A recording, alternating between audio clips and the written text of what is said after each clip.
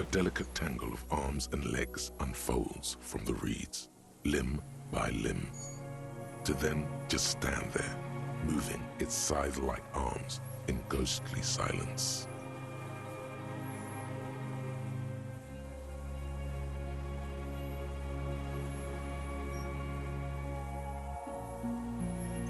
What are you talking about? There's nothing there. The stick insect is over 3 meters tall. It looks straight at you with its tiny pinprick eyes and its grotesquely small head. You feel your legs shaking under you and your gun hand move to your holster to grab the gun. Tell me what you see, damn it. I can't make out one small thing in the reeds. I can see it. 4 simple words, thank God. If you can see, then you're not insane.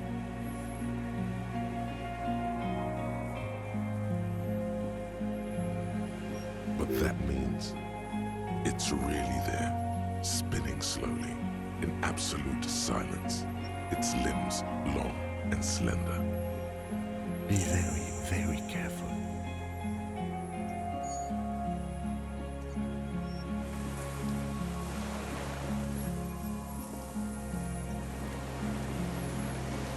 What is it? What do you want from me? Something is very wrong with him now.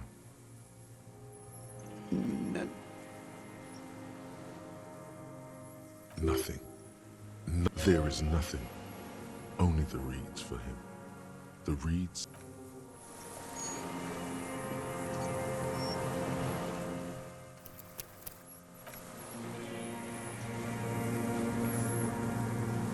The creature stands on long stilt-like legs, antennae hanging from his head like a woman's hair, white and curled at the tips. It is no more than 5 steps away from you. Reed-like tufts stick out of its joints. As the insect moves its forearms, it produces a faint hiss, like a reel-to-reel machine spinning after the tape breaks.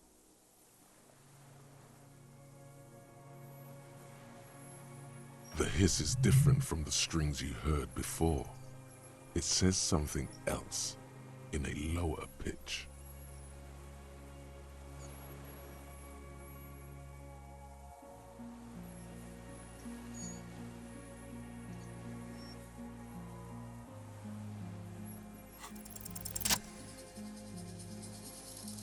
Slowly, with your breath held, you take 2 small steps toward the phasmid. The creature lets out a series of ultrasonic clicks that swarm around your head like swallows. Like laughter, a sort of happiness. The tracheal system on the creature's abdomen expands in front of you to take in and expel air. It's smelling you. Hissing and clicking, it extends its mandible-like antennae to greet you. You're right below it now, looking up at the colossal chitin of its white limbs. The head of the creature is crowned by reeds, and its eyes are like small droplets of water. Maybe it is real, the pheromone. About now, he is ready to believe in anything. The insect's head is crowned with reed-like scales, the shape of seed heads.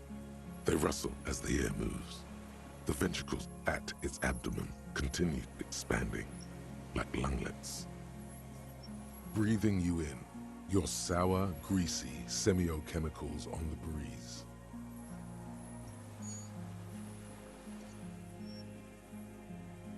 The insect stops its stridulation, seeming to observe you. Below its crown of reeds, little pinprick eyes detect motion, glittering.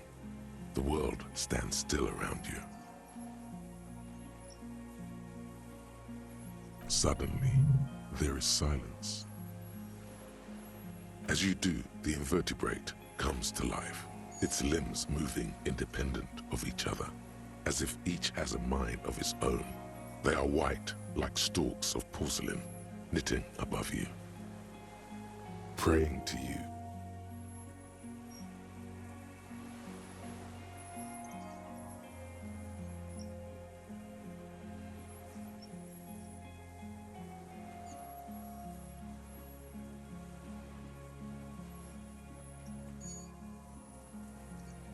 Unwittingly, the insect continues its stridulations. As it moves, tuft-like structures still pretending to be plants rustle along on its joints. No reply. A total ancient silence comes from its mouth, along with what appears to be some kind of foam. The stridulations of its limbs continue all around you. You were right. Little bubbles form on the mouth parts of the creature, on its segmented lower lip. It looks to be foaming, slowly. The foam is white, then yellowish.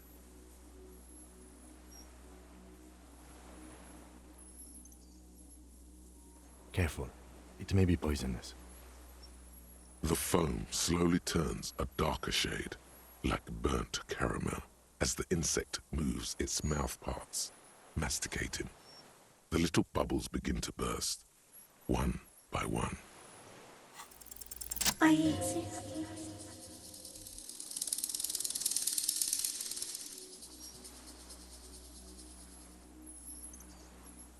Tell me what it's like for you.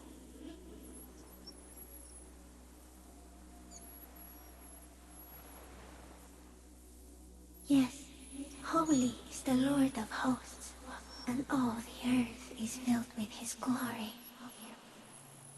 Now, I will tell you what it's like for me. For me, it is a series of half-lit images, a kind of darkness, being intruded upon, transient, dim, moist, shapes of plants and animals, and internal sensations, a swarm of sounds, tiny vibrations on the inside of my forearms, all speak of complexities totally beyond my understanding. I am at the end of a narrow funnel, weightless, so light, it only feels like something to be me. In truth, perhaps I'm nothing. I certainly do not have a soul, and if I did, it would never ache.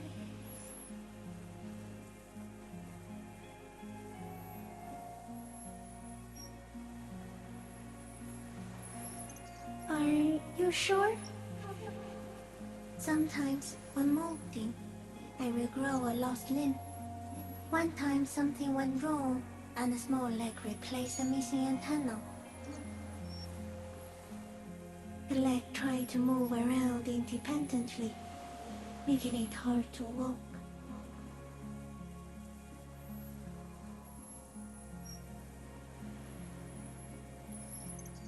Yes, thankfully someone ate it. The next time I molded, I grew an antenna again. So am I. I was born to detect sucrose rewards and semiochemicals. What were you born to detect? He's in a bad state, deteriorating fast now. He thinks I am beneficial to him, but I am not. I very slowly, and only because he won't go away. It is meant to keep them from noticing me, to interfere with the pictures in their heads. But he has looked at me for too long, and I am destroying him. So am I. Yes. No one detected me for such a long time. For thousands of years. I dithered, out of sight. Trapped myself in greenery. No one believed I exist. Almost no one. Until you came, detective. Dripping of blood that smells like strawberries. Across the calm sea. The first in 1,000 years. No, you're awake. I am real. Light is forming me. This is real. Not even the birds know that. Not even the water lilies.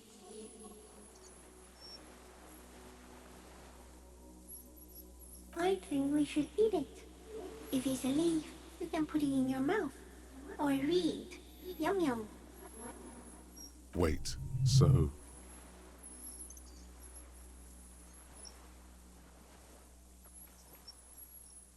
Yes, they don't mind.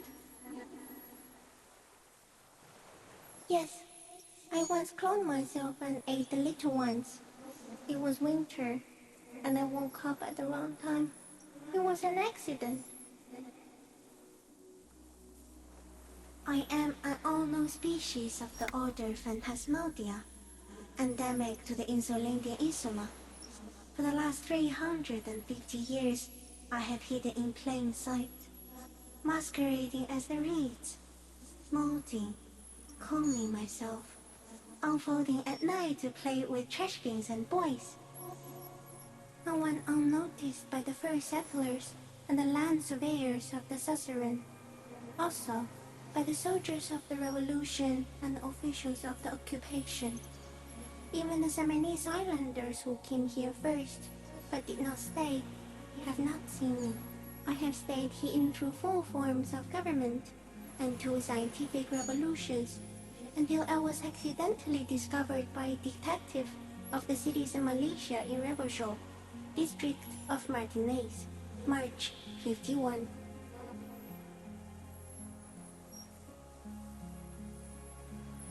No, you are. The moral of our encounter is, I am a relatively medium life form, while it is you who are a total extreme madness. A volatile senior nerve system ominously new to the planet.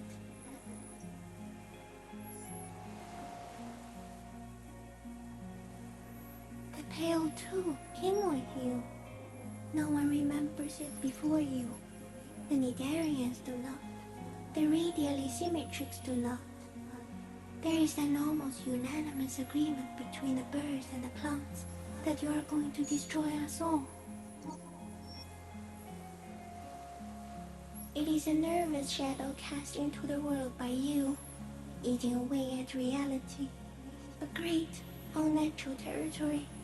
Its advent coincides with the arrival of the human mind.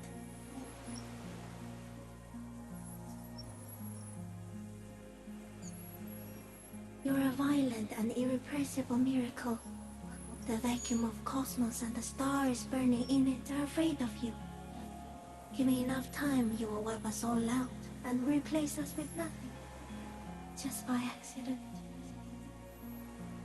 We suspect it will be something like the oxygen holocaust that wiped out anaerobic life 2.6 billion years ago, when organisms first started breathing. Only much worse.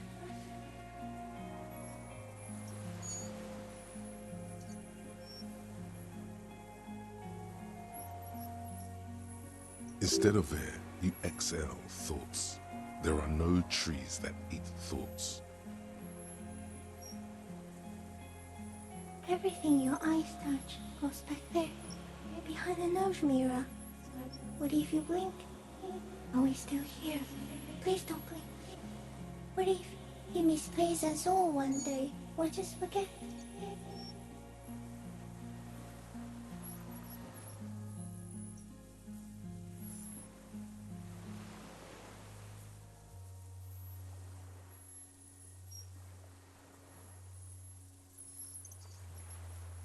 So it is already happening. Soon, one of you will close your eyes and open them to see that none of this ever existed. No, the Pale too came with you. You're a violent. We suspect Instead of air, you everything your eyes touch goes back there, behind the nose mirror. No, you're only thinking it now. This is a revelation.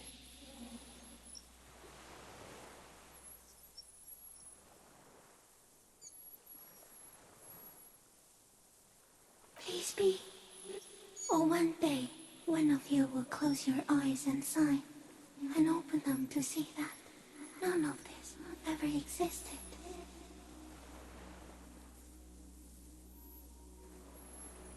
It doesn't look like that, no. You're just staring at it.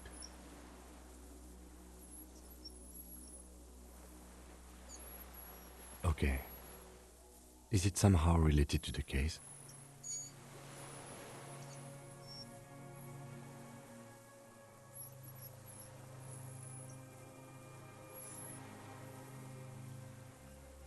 I think we should take the picture, and then you should back away from the unstudied species.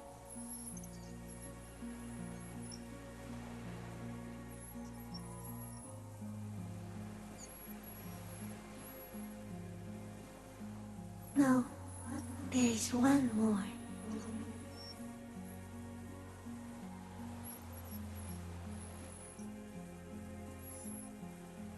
Thank you. I also have one more thing to say to you before you go. That woman, turn from the ruin. Turn and go forward. For freedom. You cannot lie to me. Behind you, it smells of fires. So awfully far you were prepared to go in her presence. And it. She was hell on earth. It doesn't take a 3-meter stick insect to tell you that.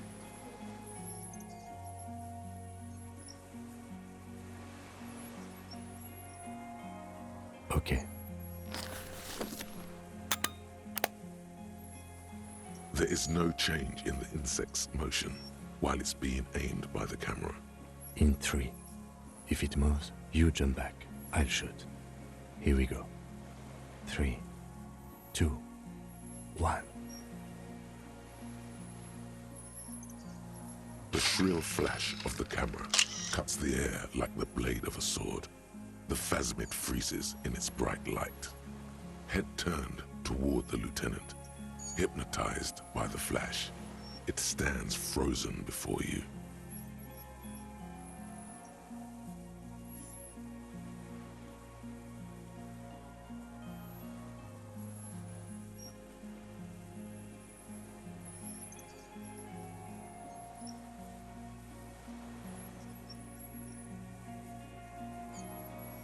I got it.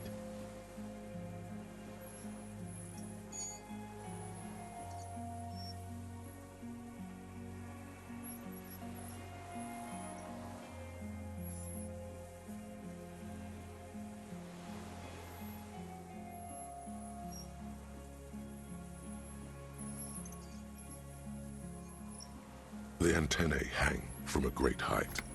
With your hand shaking, you barely touch the tip of the left whisker. On contact, the chitin curls into a spiral, like the tip of a poison ivy. Its touch on your fingertip feels cold. It is surprisingly delicate, the curly end of the whisker, like a young vine. It's even a bit wet. Be careful, detective. It's moving. Feels like nothing. The arthropod in front of you stays frozen.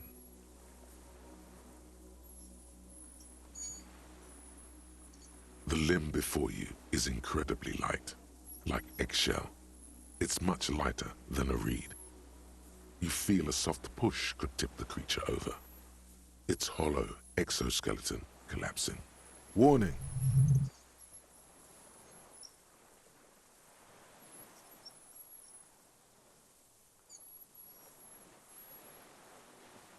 A sudden shiver passes the limb. Looks like the creature is awakening, wave by wave from its stupor. Some sort of countdown process is happening. That's all you have time to think.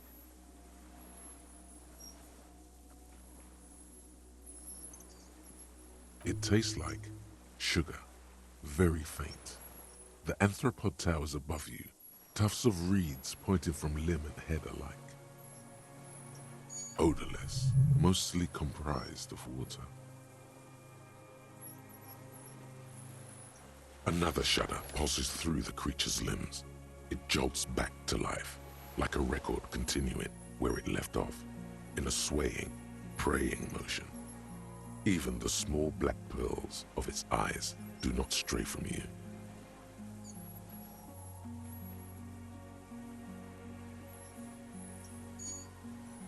It's good, it's good.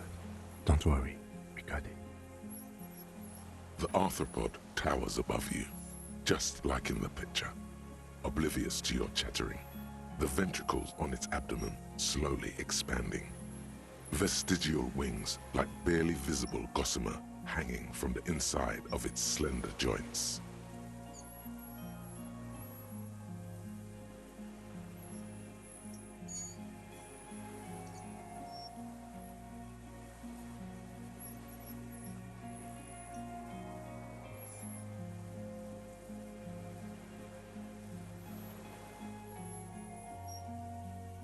As you're turning away, the phasmid mirrors your movements, stepping on the water, the long limbs carrying its feather weight without breaking its surface.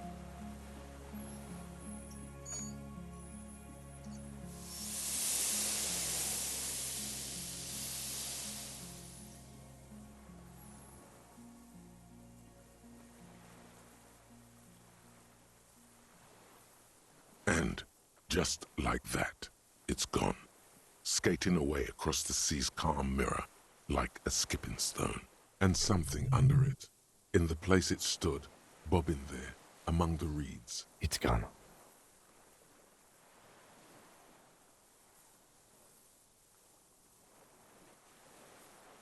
Apparently, yes, like a water strider. Only, I've never seen anything like that in my life. Looks like a nest of some sort. We should have a look. What now? In some kind of strange, Our suspect is not looking so good. We need to check on...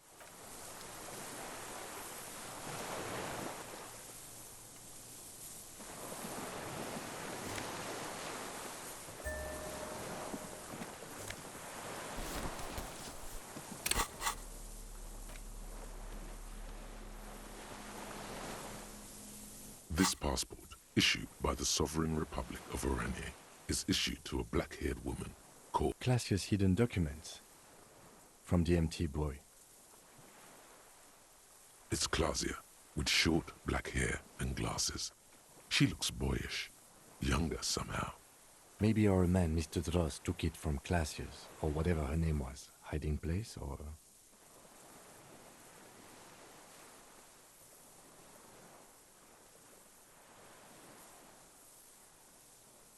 Like a magpie? What a coincidence. Then it would also have collected the other objects, which would be highly unusual. By now, the lieutenant has accepted your unusual method. I can see how the helmet could wash up on the island. And the scope. Maybe Mr. Dross lost it. But to seek this out would be very unusual behavior for an arthropod. She said it would be for Anouk Meyer-Smith. Anouk Meyer-Smith. I don't know who Katarzyna Alasia is, but it's safe to say it's not her either. In short, we got lied to, again.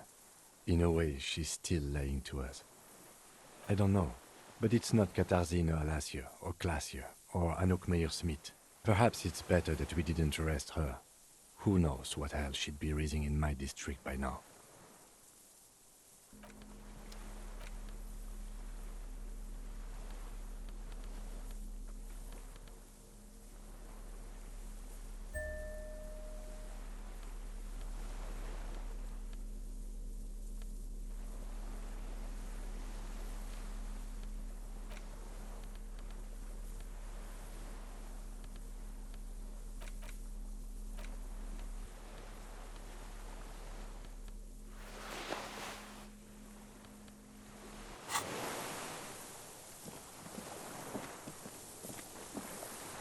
Yes?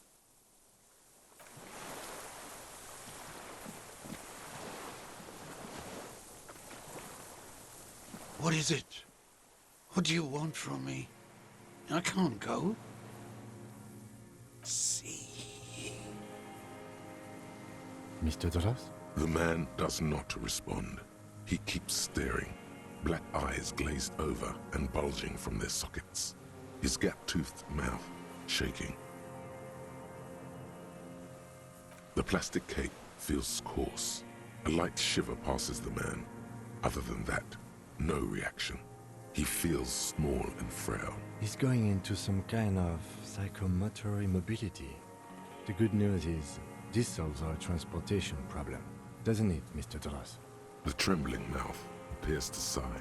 Between this and the broken tire he's used for a boat, I think it's safe to leave him here, while we go and get help. It will need to be medical first, I'm afraid. Old age and shock.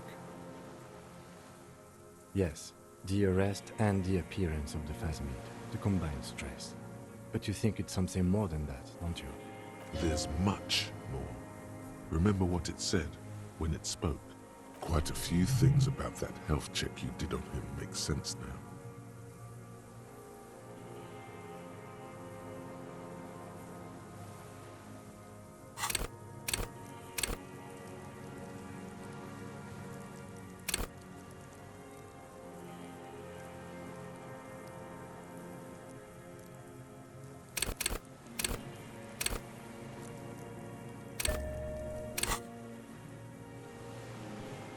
That could be part of the shock. But you're right, something is off here. Mr. Dross, No response.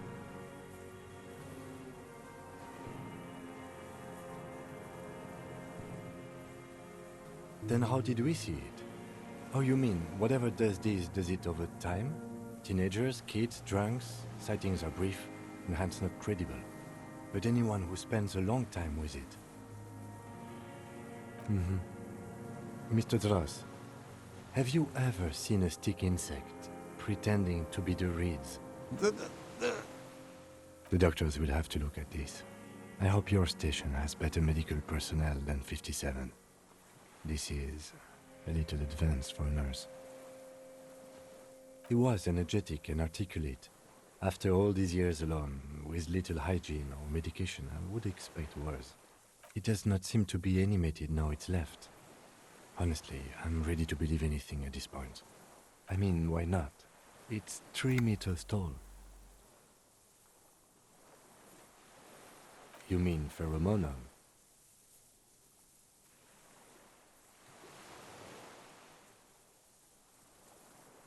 The scope, knowing of her bruises, his disposition toward Miss Orania? I see what you mean. You should be more careful, detective. Are you sure it wasn't having an effect on you?